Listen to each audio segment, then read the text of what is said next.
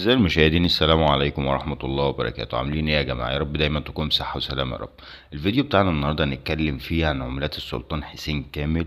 وقبل ما نبدأ عايزين نصلي على سيدنا النبي محمد عليه أفضل الصلاة والسلام. وبتكون أول عملة معانا النهاردة النص مليم بتاع السلطان حسين كامل، إصدار سنة 1917 وانتهى الإصدار بتاعه سنة 1917.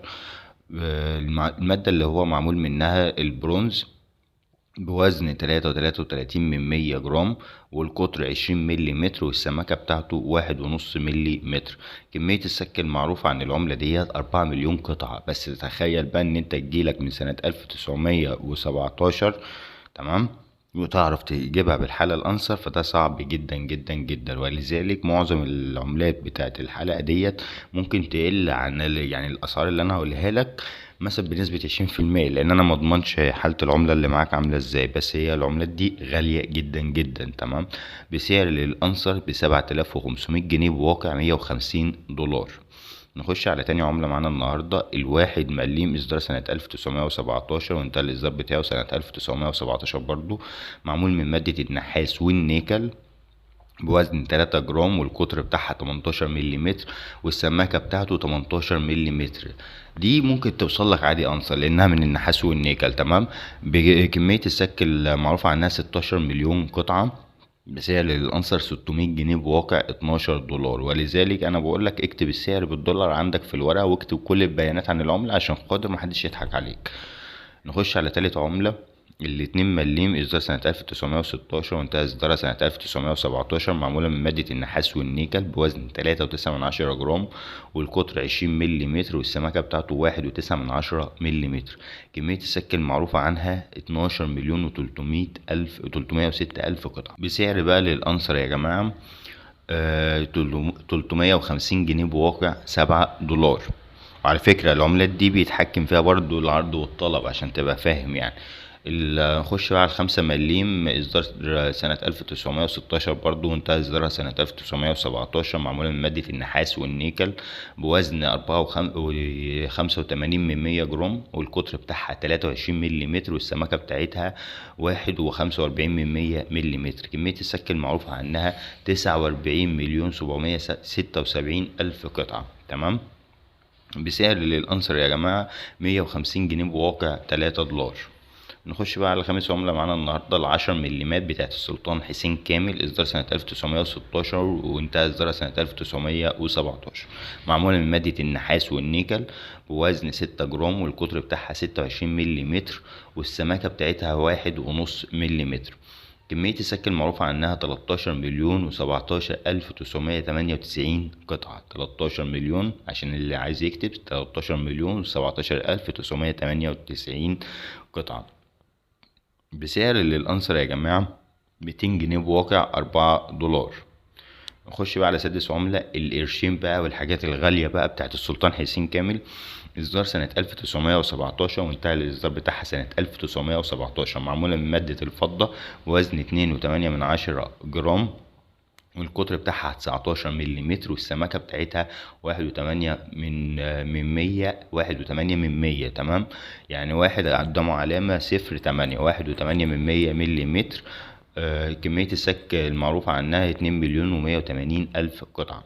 بسعر للأنصر للقطعة الواحدة 2750 جنيه، بواقع 55 دولار. خش بقى سابع عملة معانا النهاردة الخمس قروش بتاعت السلطان حسين كامل، الإصدار سنة 1916 وانتهى الإصدار بتاعها سنة 1917. معمولة من مادة الفضة، بوزن 7 جرام، والقطر بتاعها 26 ملي متر، والسمكة بتاعته 1 ملي متر. كمية السك المعروفة عن القطعة ديت 15 مليون و218 ألف قطعة. شوف منها موجود عدد كبير جدا، تمام. لكن سعرها بقى ب1250 جنيه، بواقع 25 دولار. كل القروش بتاعت السلاطين القديمة غالية جدا يا جماعة الإباء.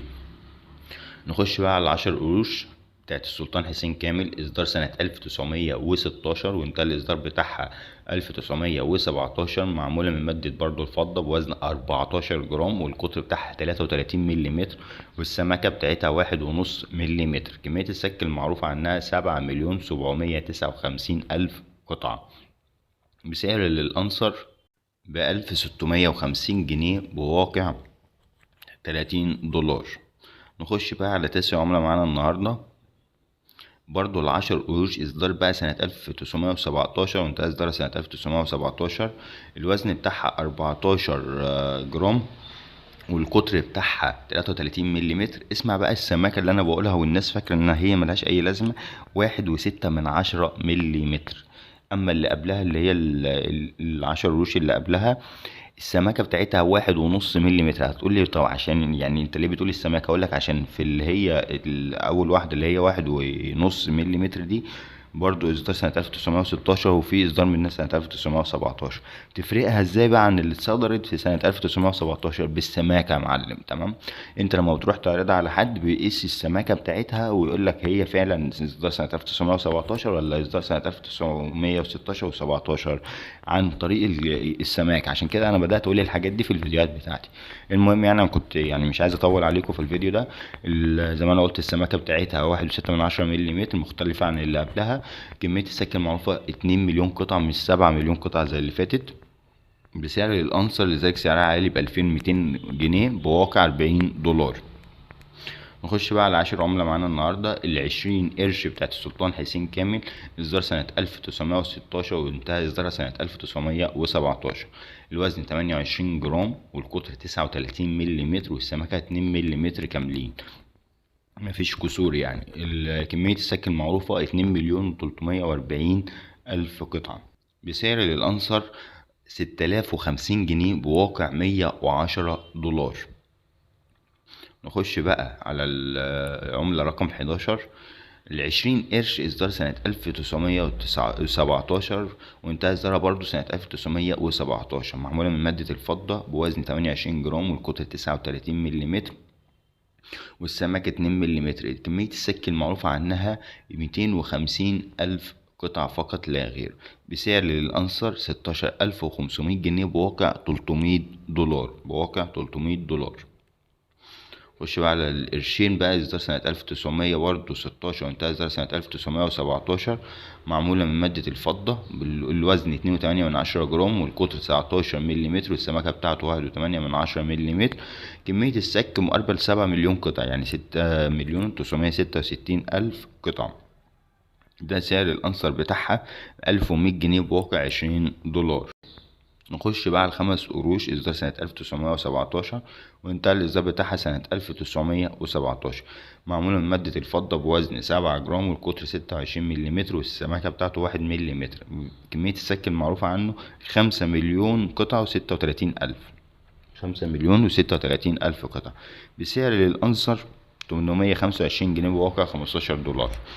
الشاهد بقى من الفيديو ده، هو في عملات يعني عملات السلاطين دي عملات غالية جدا. تمام، وفي زي ما انتم شايفين اصدارات في نفس سنة 1917 ممكن تكون في اخرها طبعا، بس العملات تانية بكميات اقل وسماكات مختلفة واوزان تانية. تمام، فانت لما بتروح تعرضها على حد بتكون مثلا متفرج على الفيديو ولا حاجة، انت طبعا هتبحث، لازم تبحث وانت رايح تبيع اي حاجة من الحاجات دي. الحاجات دي غالية جدا، وتكون الحاجة اللي معاك يعني زي ما يقولوا ايه، تعمل لها عرض كويس. زي ما يقولك العين بتاكل قبل ايه البق. تمام، تعمل لها عرض كويس، تنضفها، بس اوعى تنضفها بالميه ايا كانت العمله اللي معاك ايه، اوعى تنضفها بالميه. تمام، وتروح وتعرضها على الراجل وتبقى عارف بعض المعلومات دي في القناة. ايه الاسعار مش عاجباك او سواء شايفني رخيص جدا، يعني بنزل العملات بسعر رخيص جدا او سعر غالي جدا، فوالله العظيم في كلتا الحالتين العملة بتاعتك، انا ما اقدرش اجبرك على حاجة ولا اي حاجة. خد المعلومات اللي تفيدك بس من الفيديو وتوكل على الله وسعر انت براحتك. تمام، انا بس حبيت الفيديو يكون ده بسرعة جدا عشان الناس بتقول ان انا بطول في الكلام، حبيت اخلي الكلام في الاخر. وقبل يعني ما نمشي، يا ريت يا جماعة والله تضغطوا لايك، الحاجات دي بتفيد الفيديو جدا، وتعملوا اشتراك لو انت مشتركتش في القناة. السلام عليكم ورحمة الله وبركاته.